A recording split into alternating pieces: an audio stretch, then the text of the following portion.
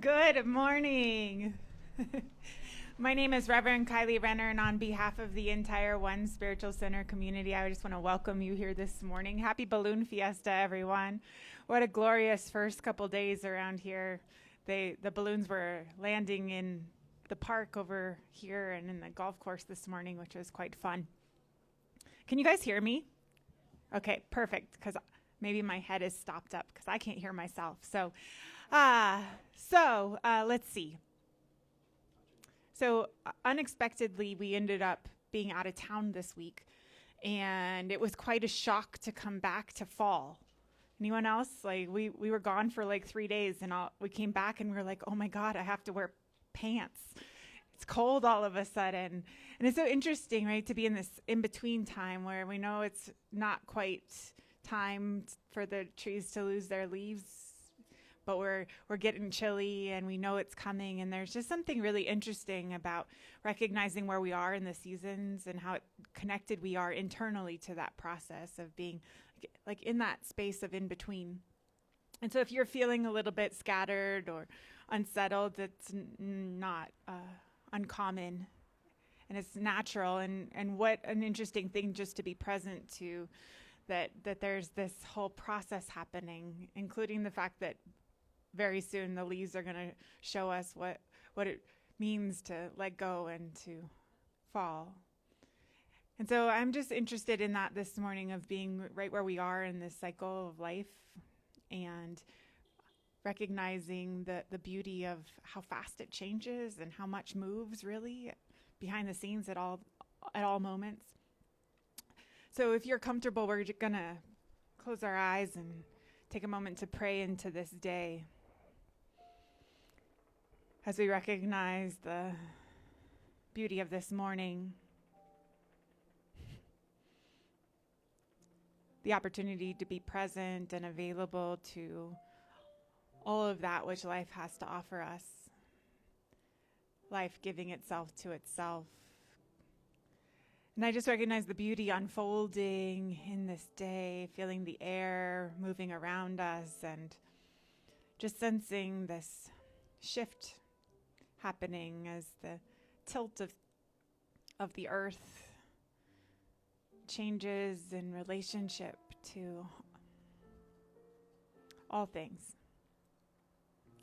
And so just let that inner tilt happen, that inner motion move where it needs to go, so that we can be available to whatever it is we need to be available to today, so that we may hear and feel and know whatever it is that we need to in order to bring more love and light to this entire thing called life.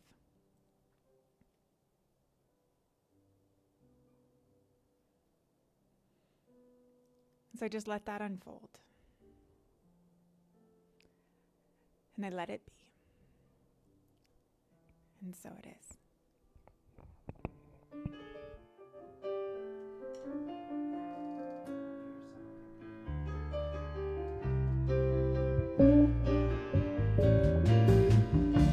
Birds flying high, well, you know how I feel. Sun up in the sky, and you know how I feel. Breezes drifting by, well, you know how I feel. It's a new day, it's a new dawn, it's a new life for me, and I'm feeling.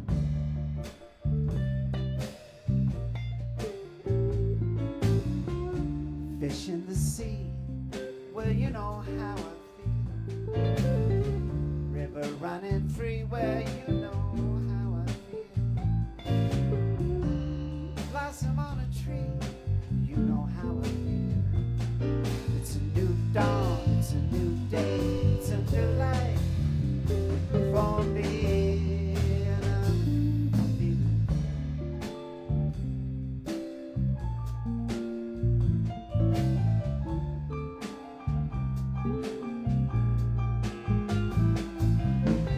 Dragonfly out in the sun, you know what I mean. Butterflies are having fun, well, you know what I mean. Sleep in peace when day is done, that's what I mean. This old world is a new world, and a bold world for me.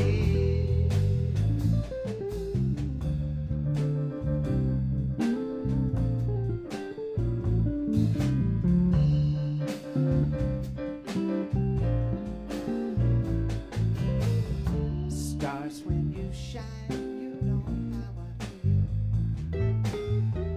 Scent of the pine, but you know how I feel. Freedom is mine, and I know how I feel. It's a new day, it's a new dawn, it's a new life for me, and I'm feeling good.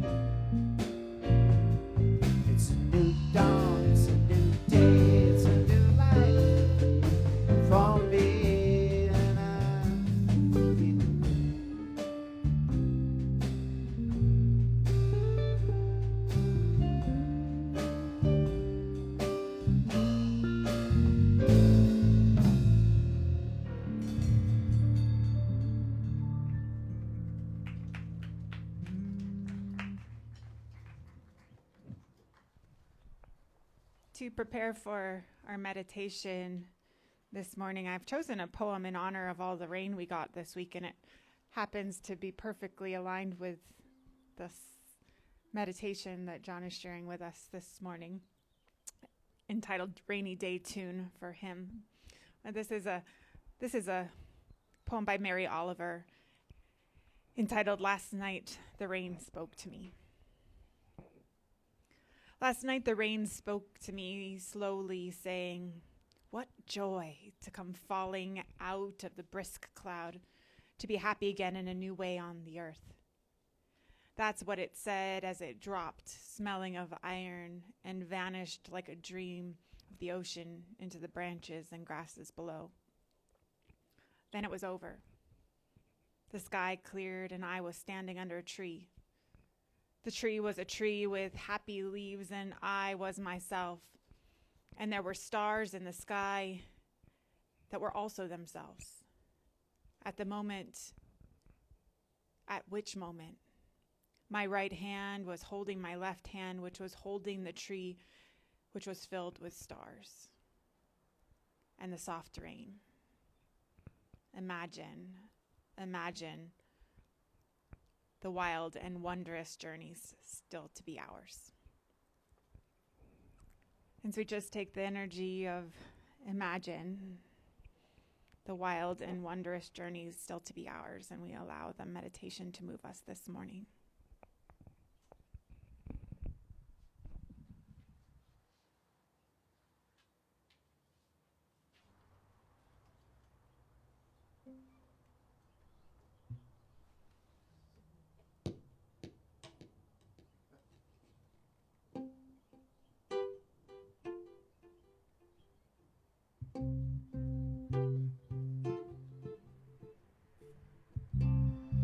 Thank you.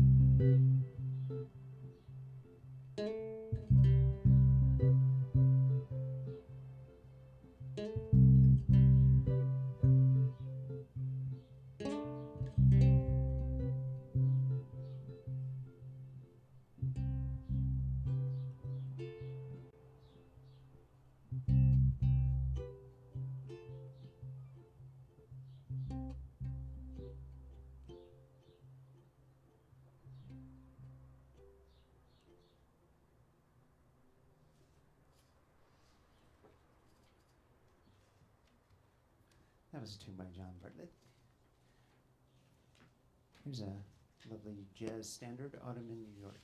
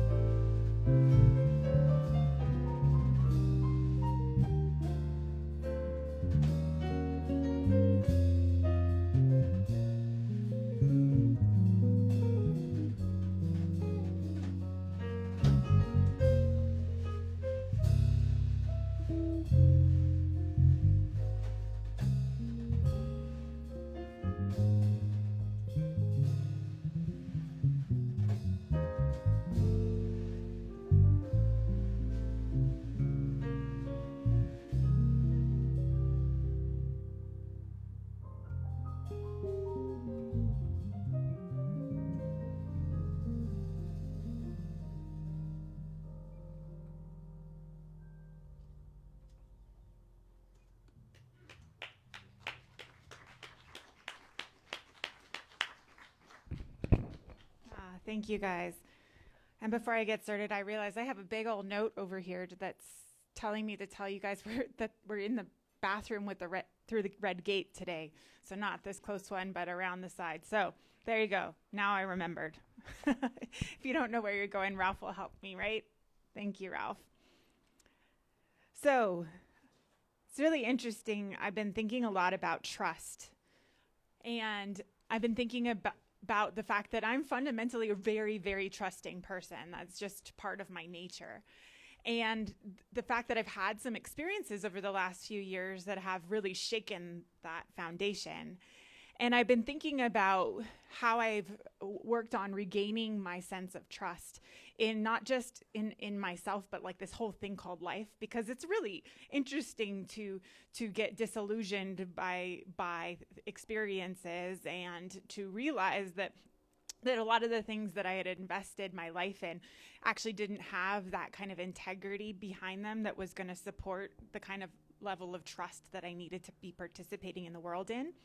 So, some of the things that have disillusioned me, honestly, during the pandemic, it's been really interesting to realize that a lot of people that we're living around have no way of assessing real risk, right? Like no way of assessing the risk and then changing behavior because of that. And that's really hard if we're intended to trust each other. I was just in Texas. I can tell you there's a whole state of people not assessing risk really well right now, right?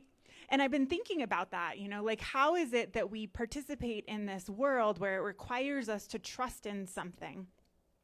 Especially trust that we can figure out how to take care of one another and keep each other safe. When there's all of these examples and experiences that have shown us that we can't put our trust there. So where can we put our trust? Where should we put our trust? And so there's this really great true story about 250 people were holding on to this dirigible in the 1930s. So a dirigible is like a big hot air balloon, right? And it required 250 people to hold it down to keep it from floating away. But suddenly there was this giant gust, and the dirigible, one end caught and started to lift off. And most of the people holding down assessed the risk that they were going to let go of the rope and drop at the appropriate time. And some of them clinged firmly as they rose to greater and greater heights. And so the story goes that several men couldn't keep holding, and they fell at a really, really high altitude and actually were seriously injured. But there was this one man who they were questioned afterwards, like, how were you able to hold on to that rope for so long? And he said, I didn't hold on to the rope. I just tied it around my waist and the rope held on to me. And so when I'm thinking about the kind of trust and where we are putting our trust right now and how we want to move in this world that is so calling for us to figure out a new way of being, there's a sense in which I'm being called to make sure that I'm letting the rope hang on to me. Because I've done a lot of hanging on to ropes. I think we all have, we believe in systems, we believe in people, and there's something else that's calling for our attention though right now, which I think is what have we allowed that rope to hang on to us, and then are we allowing ourselves to be supported by this bigger thing, right? Have we put our trust in the biggest thing possible? So this is a question I often ask myself in the middle of especially things that feel really challenging, is like, am I willing to let my God be big enough to handle this?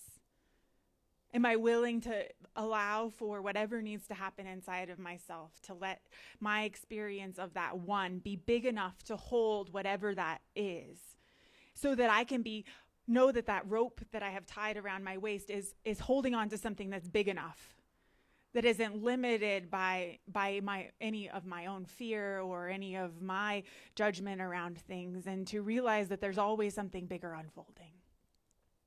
And that's what I have to keep reminding myself of, especially, having just lost family members and watching a lot of people having really challenging things going on right now. Just this sense of like, am I willing to remember in the midst of all of it that there's something bigger going on than I can see? And that it will show the way. So Hildegard of Bingen said that trust shows the way. And when I really step back and think about what that means, that trust shows the way, not my idea of what's going to happen, not my plan, none of that's what's showing the way, that trust is showing the way. It opens up this different energy to call forward, especially when we're looking at creating a big enough perspective to hold what it is that we're experiencing together. And there's this sense in which we are being asked to not second guess that there is something bigger going on than we can see. So we waste a lot of energy on things that are intended to be mysteries. We try and figure it out. We try and make it be a lesson. We try and figure out what it is we're supposed to be getting out of this, when really there's this energy of mystery that actually requires something of us, but not that, right? If we really delve into the mystery, what it requires of us is silence and attentive waiting and vigilance, maybe. Like being in that spot that Mary Oliver so beautifully talked about in that meditation poem this morning, that sense of like, I'm right where I am, being exactly who I am, touching the tree that is exactly how it is. And there's that energy, right? Like that vigilance, that it can allow us to stop second guessing and trying to think that we know what's going on, especially when things get really topsy-turvy. And so, I had an experience several years ago that led me on this different path in my life. And what I know about that now from this place is that there was something for me to trust in that wasn't any of the smaller things that I had let my trust stop at before. And I feel like that's true, right? Like when we're learning how to walk as little kids, right? We start crawling, and we have these parameters that we set up that the people around us try and keep us safe in that. And those safety measures stop working when we start to be able to walk. And learning to walk is really interesting too, right? Because there's that space where we often find that we're stumbling more than we're walking, right? It's controlled falling. And then all those smaller things that were there to keep us safe or protected no longer work. And I think about that from the perspective of the smaller things that we've put our trust in, that we didn't need to go further than that at that point. But as we deepen and as we allow for Spirit to move in this deeper way in our lives, there's a requirement for us to move beyond the small things that we've put our trust in and put our trust in bigger things. Because that's where we start to find the real power. Not the power we've put in things, but instead the real power. And so when I think about this for my own life, I recognize that there's like this space in which we by being willing to trust in bigger things and expanding our experience of the divine, that there's a way in which we welcome a realness and a space where we are giving ourselves to the world in a way that allows ourselves to be supported by something so much bigger than it was before. And that's that rope, right? Like, have we tied our rope to something big enough to hold us? And if we haven't, are we brave enough to untie it, to let go of that rope, and to find that bigger thing that can support us in whatever it is that comes? And for me, that this is the kind of deepening process that allows for us to be much more available to the real kind of love and peace and possibility that are possible, not just the way we talk about it and like when we've got training wheels on, but like the real kind of possibility that's out there. So Franz Kafka said it this way: "You need not do anything. Remain sitting at your table and listen. You need not even listen, just wait. You need not even wait, just learn to be quiet, still, and solitary, and the world will freely offer itself to you unmasked. It has no choice. It will roll in ecstasy at your feet." And I love the energy of that, right? Because it's like this energy that says that we can trust that right where we are, that there's nothing that we need to do or be that is different.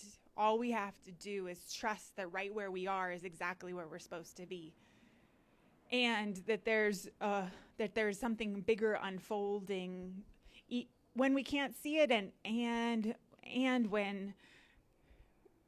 when we can. So there's a documentary about Leonard Cohen called "I'm Your Man," and he shares his philosophy in this particular documentary, and he was talking about specifically the writing process for him as this amazing writer. And what he said is, you got to go to work every day, but you also got to know that you're not going to get it every day. And for me, that speaks so beautifully to this trust process, right? Like we got to go there every day.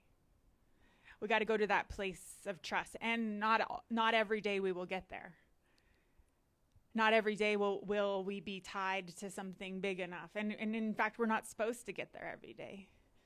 But that there is this process that we're in that requires us to keep going back to that place, developing that muscle, that skill, and really opening ourselves to the fact that there's something calling to us and requiring us to look at trust deeper and deeper and deeper every time, especially every time when we have an experience that makes it feel like our trust is shaken.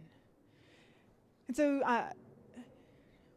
I think a lot about in metaphor, and I think about the way that water moves as an example of trust. And the fact that it is willing to fill whatever container that it is given. And that it has this capacity to find the line, right? Like if water's going downhill, it knows how to find the line where it can move. And it just trusts that it's going in the right direction. It doesn't say, I'm like two water molecules saying to each other, am I going in the right direction? It just happens. And we're so much water, right? Our bodies are so much of that same energy, but we've forgotten as human beings how to let that same kind of energy into our lives.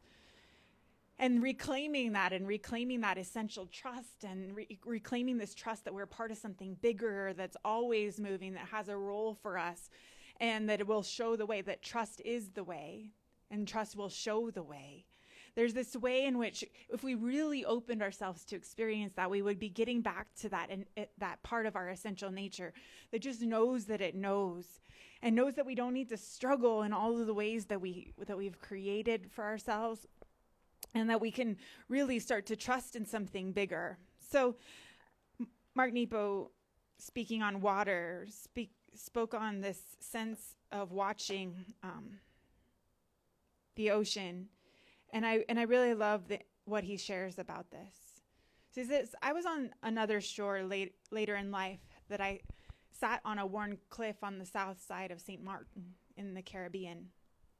I spent that afternoon in silence, just watching the vast ocean spray the stone and reform itself, coating every surface as if to soothe the stone's hardness. I came away convinced that the sea is a great teacher of receiving, always rising and falling like the clear blood of the earth. The formless water receives everything that enters it and rejects nothing. Always transparent, the water openly, gently covers everything, softening whatever it touches, giving itself completely without losing any of itself. The more I watch, the more I realize that the sea is both strong and gentle, sensitive and unwavering. It only takes the shape of what holds it or enters it.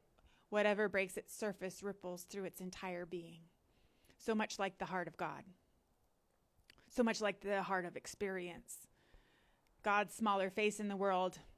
I came away with spray on my face, wanting to be like the sea, to love like the sea, to receive and give myself to everything I meet, softening its way while making it glisten. And so much of what that beautiful metaphor shows us is this kind of trusting that the things that move us are the right things, that the containers that we put ourselves in that are the right ones, and that there's this deeper thing moving in us at all times that is just asking for us to put our trust in it, to stop resisting its presence in our lives, and to make sure that we're being aware enough so that when we realize that we have tied our rope to the wrong dirigible, that we're brave enough to not keep holding on and to let go, and then to allow ourselves to find that bigger sense, that bigger vision, that bigger God, that bigger life, and that it's always there waiting for us.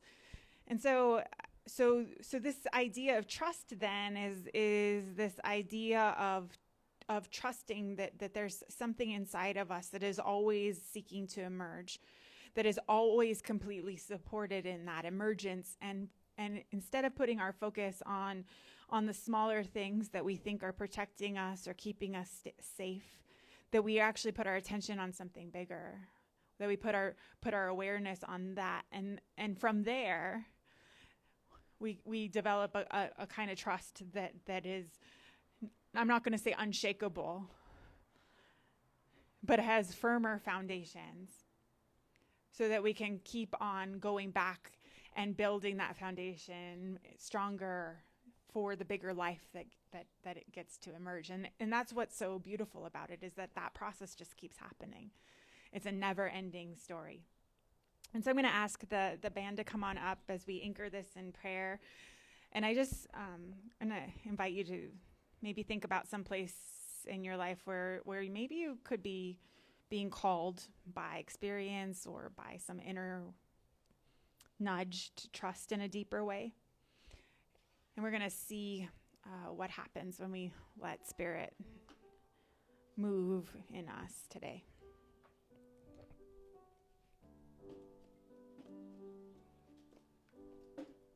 Our prayer of love lifts us high. It heals us, sustains us, and sets us free. Our prayer of love lifts us high. It heals us, sustains us, and sets us free.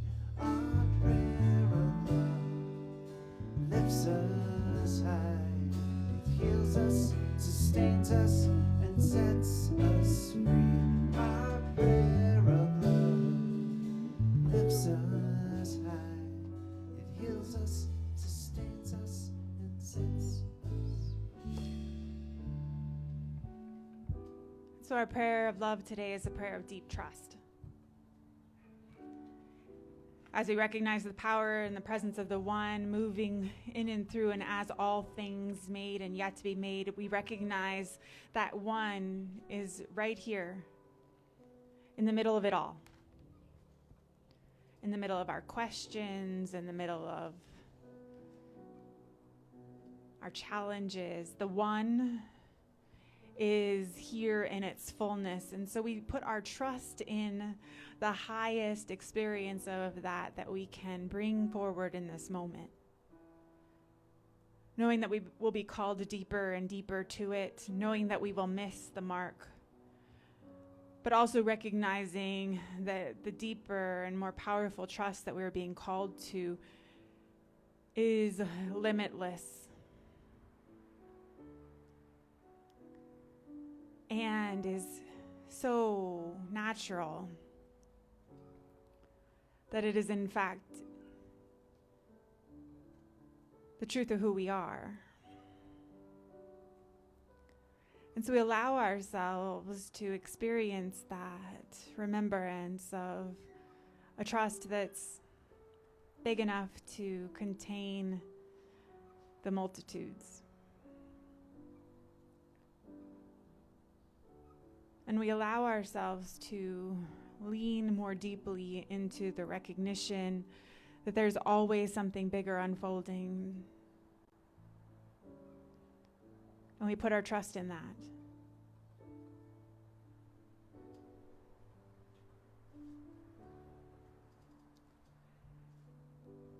And we let trust show the way.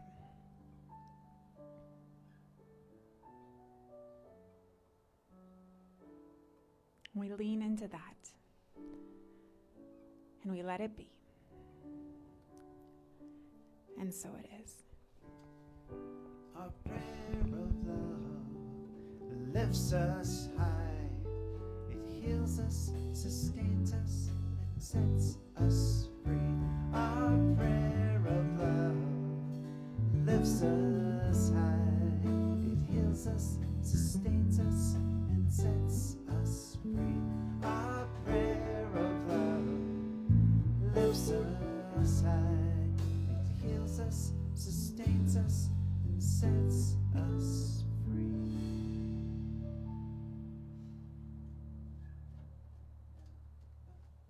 Here's a tune by Sonny Rollins.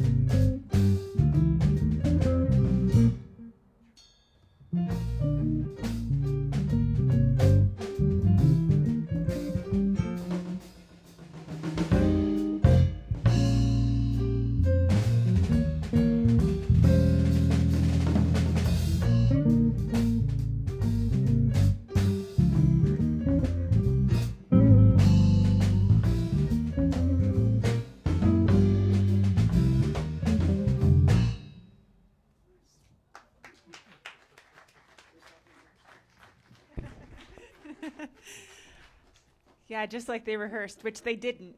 So that's trust, right? They trust each other.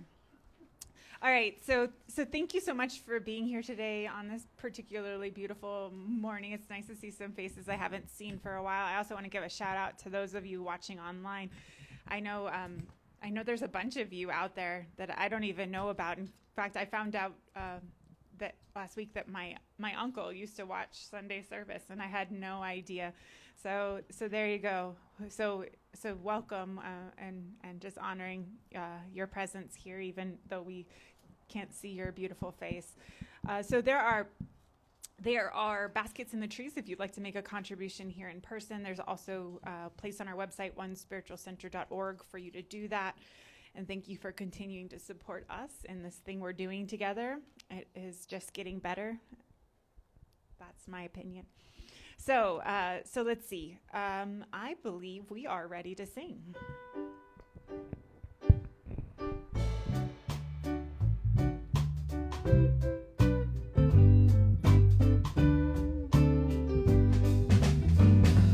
One love, one heart. Let's get together and feel alright. One love, one heart. Let's give thanks to the Lord, and we can feel alright.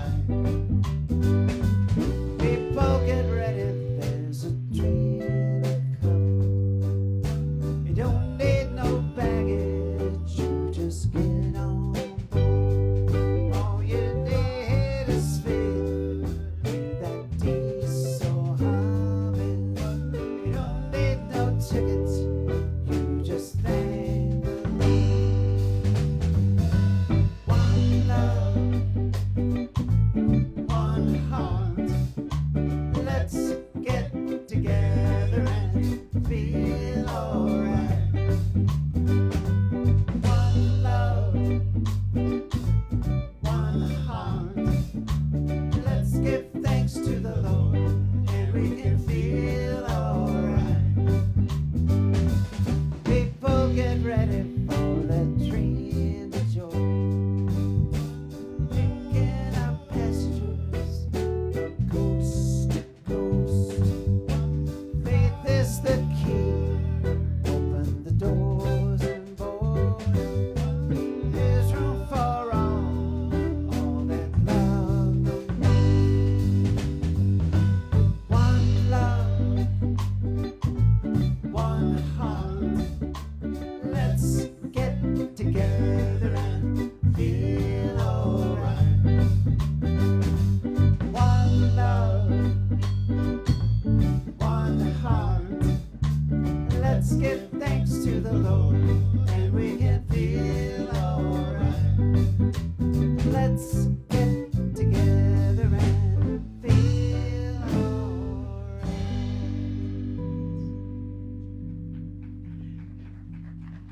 So we have one last blessing to sing to one another, but before we do that, I have a request that you guys help me with my tomato harvest. Please take some. I feel so guilty. There are so many. So please help as many as you wish. There is enough for everyone, I promise. And let's see. One last blessing to one another.